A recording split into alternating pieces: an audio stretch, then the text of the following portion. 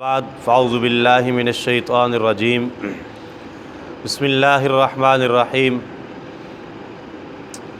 رب اشرح لی صدری ویسر لی امری واحلل عقدۃ من لسانی یفقہوا قولی مولاي صلی وسلم دائما ابدا علی حبیبک خیر الخلق کلہم هو الحبیب الذی ترجى شفاعته لكل هول من الاحوال مقتحم۔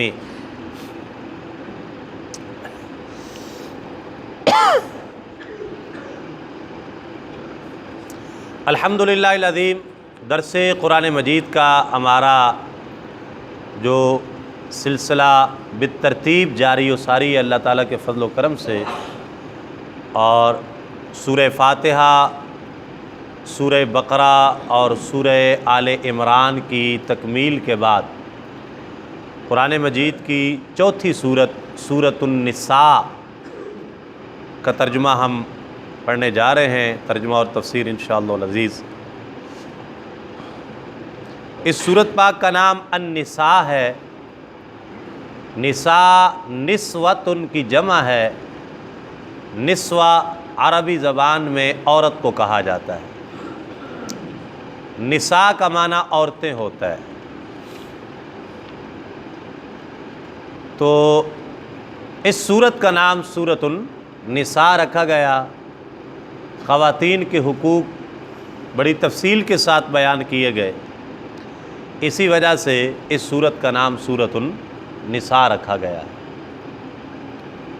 اس سے بڑھ کے حقوق اور کیا چاہیے ہوں گے خواتین کو؟ قرآن مجید میں پوری ایک سورت خواتین کے نام سے موجود ہے۔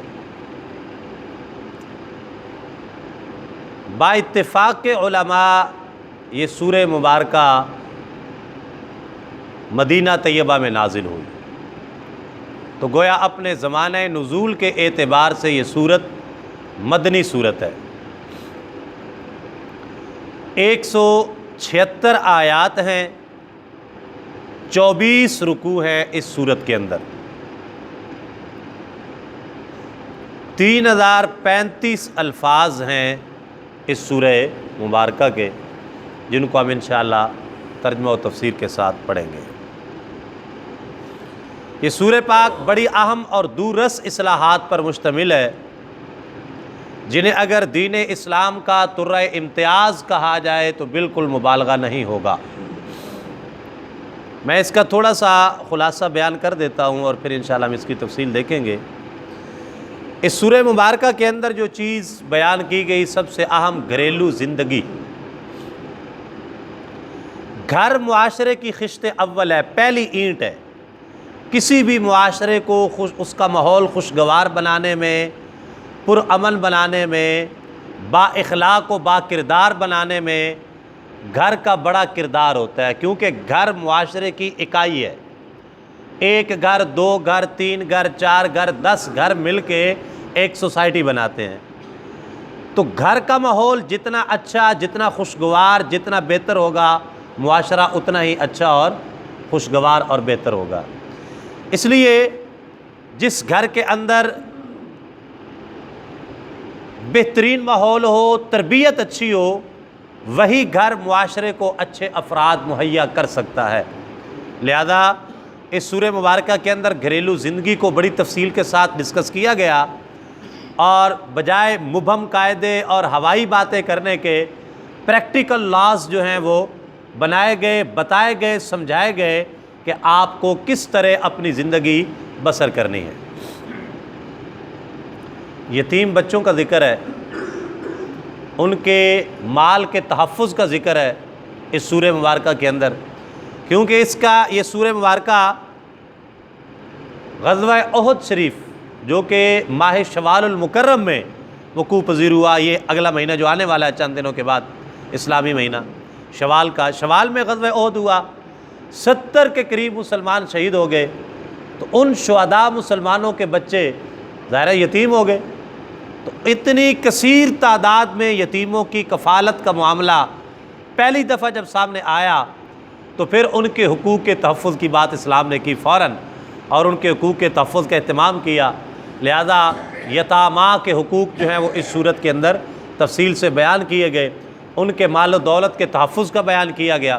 آقا کریم علیہ الصلوۃ والسلام نے فرمایا، حدیث پاک ہے، مفہوم ہے، فرمایا مسلمانوں کے گھروں میں سے بہترین گھر وہ ہے جہاں پہ کوئی یتیم ہو اور اس کے ساتھ اچھا سلوک کیا جاتا ہو، اور مسلمانوں کے گھروں میں سے بدترین گھر وہ ہے جہاں پہ کوئی یتیم ہو اور اس کے ساتھ برا سلوک کیا جاتا ہو۔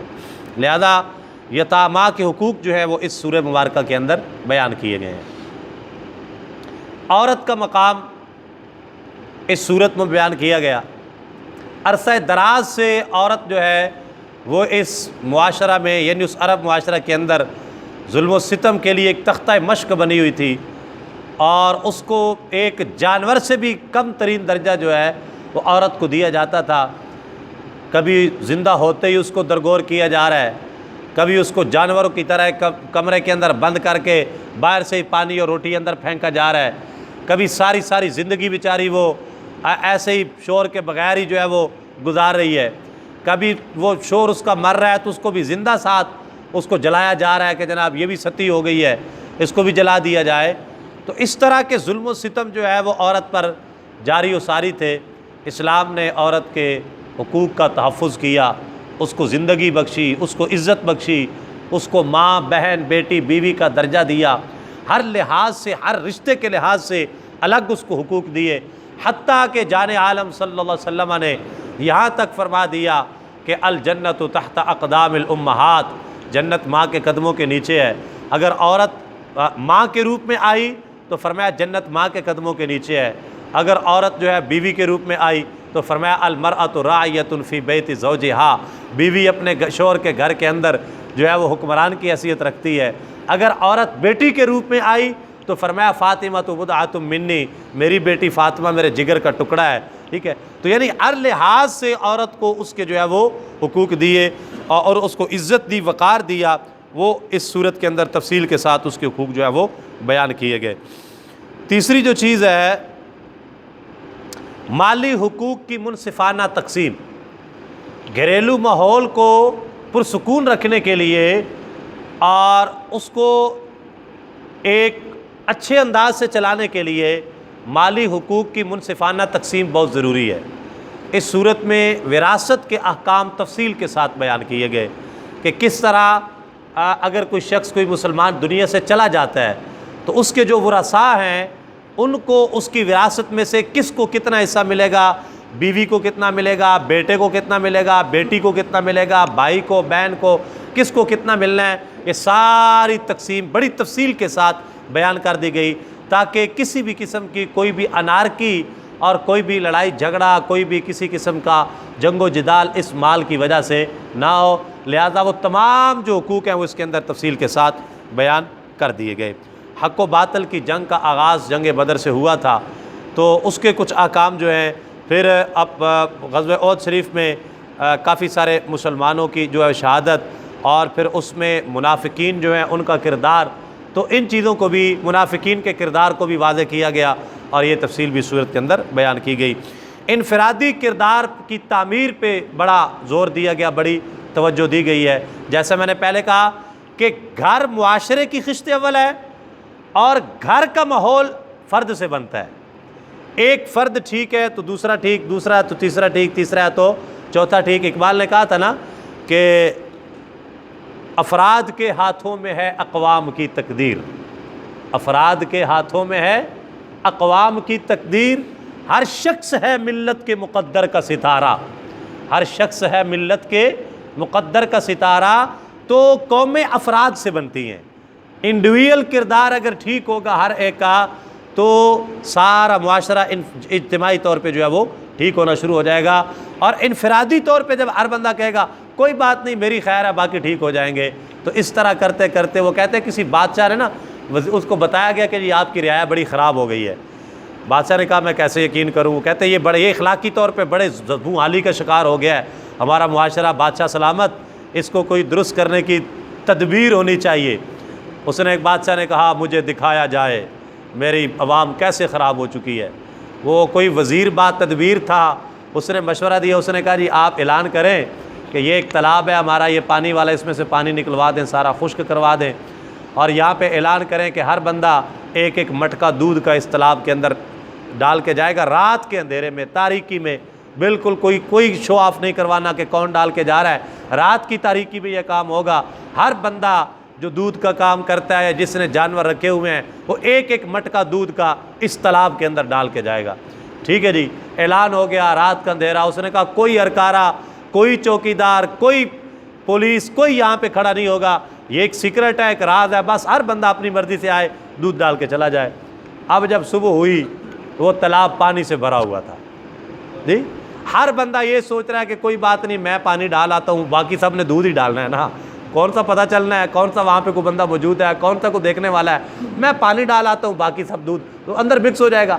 اب ہر بندہ یہی سوچ رہا ہے کہ میں پانی ڈال آتا ہوں، باقی دودھ ڈال آئیں گے۔ صبح تالاب پانی کا بھرا ہوا ہے، دودھ کی چھینٹ بھی نہیں ہے۔ بتایا گیا یہ آپ کی قوم کا حال ہے، انفرادی طور پہ ان کے اخلاق اتنے گر چکے ہیں اور ہماری قوم جو اتنی تباہ ہو چکی ہے۔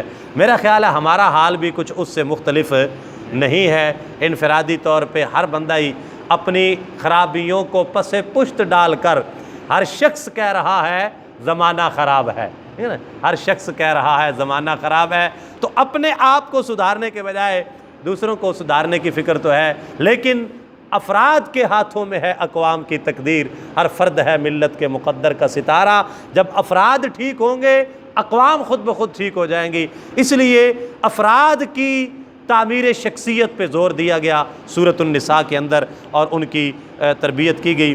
اور ان تمام کاموں کا حل اور لب لباب کیا ہے؟ اطاعت رسول ہے، نبی پاک علیہ السلام کی اطاعت ہے، آپ کی سیرت کی پیروی ہے، اس کی تفصیل سے یہاں پر بیان کیا گیا، اور نبی پاک علیہ السلام کی غیر مشروط اطاعت کا حکم دیا گیا۔ یہ لفظ بڑا معنی رکھتا ہے، اطاعت، اور اطاعت بھی غیر مشروط اطاعت، کنڈیشنل اطاعت نہیں ہے، اگر ایسا ہوگا تو ایسا ہوگا، ہمیں یہ ملے گا تو ہم یوں کریں گے، ایسا دیا جائے گا تو ایسا کیا جائے گا، نو نیور، غیر مشروط اطاعت، بلا سوچے سمجھے، آنکھیں بند کر کے سر تسلیم خم کرنا ہے، صرف ایک بات، آمنا و صدقنا، ہم نے تسلیم کیا، ہم نے تصدیق کی، بس کوئی دلیل نہیں ہے، کوئی دلیل، کوئی لاجک وہاں پر، کوئی دینے لینے کی ضرورت نہیں ہے، غیر مشروط اطاعت رسول کا حکم دیا گیا۔ تو یہ اہم مضامین ہیں اس صورت کے، جن کا میں نے خلاصہ بیان کیا۔ انشاءاللہ اس کی تفصیل ہم دیکھیں گے اور ہر آیت کریمہ کے ساتھ ساتھ چلتا جائے گا۔ اللہ تعالیٰ قرآن مجید کا فہم ہمیں عطا فرمائے، ہمارے سینوں کو قرآن مجید کے لیے کھول دے، وسعت اور کشادگی عطا فرما دے، اور قرآن کا نور اللہ تعالیٰ ہمارے دل و دماغ میں نازل فرما دے۔ آمین۔ الحمدللہ رب العالمین والصلاۃ